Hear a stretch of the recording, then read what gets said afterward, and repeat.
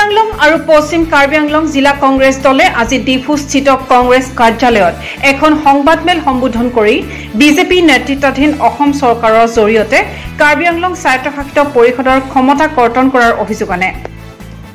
কাৰ্বি আংলং আৰু পশ্চিম কাৰ্বি আংলং জিলা কংগ্ৰেছৰ সভাপতিদ্বয়ক্ৰমে বিদ্যা সিং ৰংপি আৰু সিং তেৰণে সম্বোধন কৰা সংবাদমেলত আন বহুকেইটা গুৰুত্বপূৰ্ণ বিষয়ত কংগ্ৰেছৰ স্থিতি স্পষ্ট কৰাৰ লগতে শাসকীয় বিজেপি দলক সমালোচনাৰ লক্ষ্য কৰি লোৱা পৰিলক্ষিত হয়।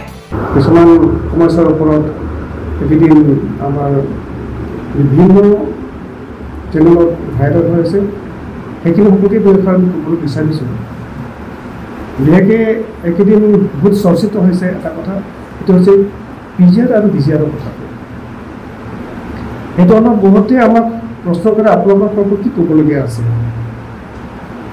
আমি আপোনালোকৰ জৰিয়তে এইটো ক'ব বিচাৰিছোঁ, আচলতে বৰ্তমান যিটো এতিয়া আমি পৰিৱেশ যিটো পাইছোঁ, যিটো আমি এতিয়া বৰ্তমান যিটো চিটুৱেশ্যন, এইটো হিচাপত খুব বেছি আলোচনা কৰিবলৈ নাই বুলি মই ভাবোঁ। কাৰণ ইতিমধ্যে গোটেইখিনি আলোচনা হয় আমাৰ যিটো বল আমাৰ অট'নমাছ কাউন্সিল নাইবা আমি CM বুলি ক'ব তেখেতৰ কোৰ্টত আছে। কথা আপুনি জানে, যোৱা ইলেকশ্যনৰ আগত যিটো 19 ফেব্ৰুৱাৰী যিটো এটা অল পাৰ্টি মিটিং আৰু অল ছ'চিয়েল অৰ্গেনাইজেশ্যনৰ যিটো মিটিং হৈছিলে, তাতে এটা ইউনিভাৰ্চেল এটা সিদ্ধান্ত এটা হৈছে, এইটো আমাৰ যিটো সুপ্ৰিম কোৰ্টৰ যিটো আমাৰ বাৰ্ধিক আছে, সেইটো বাৰ্ধিক মতে কাম কৰিব। আৰু এইটো সন্দৰ্ভত আমাৰ অট'নমাছ কাউন্সিলৰ তৰফৰ পৰা আমাৰ CM ডাঙৰীয়াই ইতিমধ্যে এইটো সময়ত তেখেতে ৰেছপনচিবিলিটি লৈছে, কিন্তু মাজত ইলেকশ্যন থকাৰ বাবে তেখেতে কৈছে ইলেকশ্যনৰ পিছত কৰা হ'ব। তো যেই নহওক, ইলেকশ্যনৰ পিছতো তেখেতে এটা ফেক্ট ফাইণ্ডিং কমিটি গঠন কৰিছে বুলি শুনিছোঁ। তাৰ লগতে আছে হাই পাৱাৰ মিটিং তেখেতসকলে গঠন কৰিছে আৰু দুবাৰ তিনিবাৰ আলোচনাও হৈছে। এইটো অনুভৱ দুদিনমান আগতে তেখেতসকলে যিটো মিটিং কৰিলে হাই পাৱাৰ মিটিং, তাৰপিছত তেখেতে বোধহয় আপোনালোকৰ জৰিয়তে ৰাইজক জনাইছে যে অহা 15 দিনৰ ভিতৰত তেখেতে কামটো কৰিব। গতিকে যিহেতু এই গোটেইখিনি কাম কৰাৰ যিটো অথৰিটি আছে, এইটো আপোনাৰ অট'নমাছ কাউন্সিলৰ চৰকাৰ যিসকলে চলাব তেওঁলোকে কৰিব লাগিব। আৰু সেইটো হিচাপত আমাৰ CMে যিটো দায়িত্ব লৈছে, গতিকে মোৰ বোধে CMে কিমানখিনি কৰিব পাৰিব নোৱাৰিব তেখেতৰ কথা। তেখেতে কৈছে ল' এণ্ড অৰ্ডাৰ আমাৰ অট'নমাছ কাউন্সিলৰ হাতত নাই, এইটো অসম চৰকাৰে লিখিব লাগিব। তেখেতে অসম চৰকাৰৰ লিখি পাই কেতিয়া কেনেকৈ কৰে, বৰ্তমানটো গোটেইখিনি কথাটো আমাৰ অট'নমাছ কাউন্সিলৰ প্ৰতি নিৰ্ভৰ কৰি আছে। গতিকে আমাৰ গোটেইখিনি খুব ফাইখালা কৰিব দৰকাৰ নাই বুলি মই ভাবোঁ। এইটো হৈছে আমাৰ যিটো পিজিআৰ আৰু বিজিআৰৰ কথাটো। গতিকে আমাৰ যিটো আলোচনা হৈছিলে, প্ৰথম যিটো আমাৰ অল পাৰ্টি মিটিঙত আলোচনা হৈছিলে আৰু অল ছ'চিয়েল অৰ্গেনাইজেশ্যন যিটো মিটিং আলোচনা হৈছিলে, এইটো মিটিঙত যিটো সিদ্ধান্ত মতে কৰক, এইখিনি আমাৰ অট'নমাছ কাউন্সিলৰ ওপৰতে আমি ৰেছপনচিবিলিটি আমি দিছোঁ। তাৰপিছত 2 নম্বৰ কথাটো, এইটো বোধহয় আপোনালোকে শুনিছে যে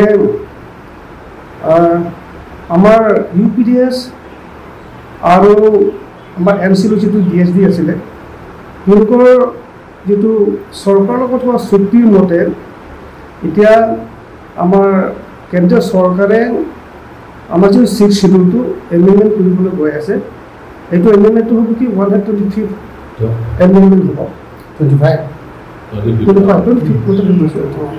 এইটো এমেণ্ডমেণ্ট হ'ব। গতিকে এইটো হিচাপতে বোধ হয় মই অনুমান এটা কৰিছোঁ, দুদিনমান আগতে তেওঁলোকে ইয়াৰ যিটো 6th শ্বিডিউলৰ ওপৰত যে ৱৰ্কশ্বপ এটা পাতিছে, সেইটো সন্দৰ্ভত তেওঁলোকে বোধ হয় আলোচনা কৰিব। আৰু আমাৰ যিটো 6th শ্বিডিউল, যিটো আমাৰ পাৱাৰ আছিলে, এই পাৱাৰ পৰ্যাপ্ত নহয় বুলি পেলাই আজি প্ৰায় 38 বছৰমান আগতে আমাৰ কাৰ্বি এটা আন্দোলন আৰম্ভ হৈছিলে ASDC আৰু কাজ নিগমৰ পৰা। তাৰপিছত মাজতে আকৌ তেনেকৈ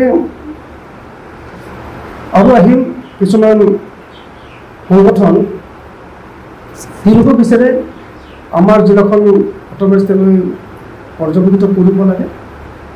এইটো হিচাপে তেওঁলোকে কি কৰিলে, পিছত ধৰি লওক আমাৰ UPDSৰ পৰা আৰম্ভ কৰি SDC UPDSৰ পৰা আৰম্ভ কৰি এই লাষ্ট আমাৰ কেনেললৈকে তেওঁলোকে অটোনমাছ কাউন্সিলৰ বাবে মূল পৰা আনিবলৈ বুলি তেওঁলোকে এগ্ৰিমেণ্ট কৰিলে। MOU আছে, তাৰপিছত আৰু MOS এটা আছে, তাৰপিছত MOS 2। এটা যিটো তেওঁলোকে কৈছে, মই প্ৰথমে যিসকলে এই চুক্তি স্বাক্ষৰ কৰিছে ধৰক তেওঁলোকৰ মই প্ৰথমে ধন্যবাদ জনাব বিচাৰিছোঁ। তেওঁলোকে অলপ কষ্ট কৰি হ'লেও আমাৰ অটোনমাছ কাউন্সিলৰ বাবে মূল পৰা আনিব বিচাৰিছে, আনিছেও, সেইটো হিচাপত চুক্তিও হৈছে। কিন্তু কথাটো হ'ল এতিয়া যিটো আমি আমাৰ 6 শিডিউল যিটো আমি মূল পদ পাইছোঁ বুলি আমি ভাবি আছিলোঁ, দুবাৰকৈ আমাৰ ইয়াতে চুক্তি হৈছে, যিটো চুক্তি হোৱাৰ পিছত আমি দেখিলোঁ কিন্তু আমাৰ পাৱাৰবোৰ লাহে লাহে নাইকিয়া হৈ গৈ আছে, লাহে লাহে নাইকিয়া হৈ গৈ আছে। এটা কথা মই উদাহৰণ হিচাপত দিব বিচাৰিছোঁ, মই যেতিয়া EM আছিলোঁ অটোনমাছ কাউন্সিলৰ এডুকেশ্যন ডিপাৰ্টমেণ্টৰ 2007 আৰু 2009 চনৰ ভিতৰত, তেতিয়া গ্ৰেড 3 কথাটো বাদেই দিয়ক, আমি জুনিয়ৰ ইঞ্জিনিয়াৰ লগতে এডুকেশ্যন ডিপাৰ্টমেণ্টৰ কিন্তু আমাৰ ডিফু গভৰ্ণমেণ্ট কলেজৰ লেকচাৰলৈকে মই দিব পাৰিছোঁ। মই 7 জুনিত 8 জুনিত মানে মই একোৱেছো এতিয়াও তেওঁলোকে কাম কৰি আছে। কিন্তু ইয়াত যদি দেখিলোঁ কি মাজতে তেওঁলোকে অসম চৰকাৰে SIU উলিয়াই দিলে, ষ্টাফ ছিলেকশ্যন ইনস্পেকশ্যন ইউনিট বুলি উলিয়াই দিলে। এতিয়া উলিয়াই দিয়াৰ পিছত কি হ'ল, আমাৰ অটোনমাছ কাউন্সিলে গ্ৰেড 3 হওক গ্ৰেড 4 হওক, আনকি আমাৰ যিটো মই অথনি কৈছোঁ জুনিয়ৰ ইঞ্জিনিয়াৰ লেভেললৈকে আমাৰ যিটো গ্ৰেড 3 আমাৰ যিটো হেৰি অফিচাৰ বুলি কওঁ, সেইটো গ্ৰেডলৈকে দিব নাপালে। এতিয়া SIU যদি তাৰ পৰা ক্লিয়াৰেঞ্চ আহে আৰু যদি NOC পায় তেতিয়াহে দিব পৰা হ'ল। আৰু 2 নম্বৰ কথাটো আমাৰ যিটো ইনহেৰিটেড ছাবজেক্ট আছিলে, লেণ্ড হওক, ফৰেষ্ট হওক আৰু প্ৰাইমেৰী এডুকেশ্যন, প্ৰাইমেৰী এডুকেশ্যন আগতে এনেকৈ আছিলে টোটেলি আমাৰ কাউন্সিলৰ আণ্ডাৰত আছিলে।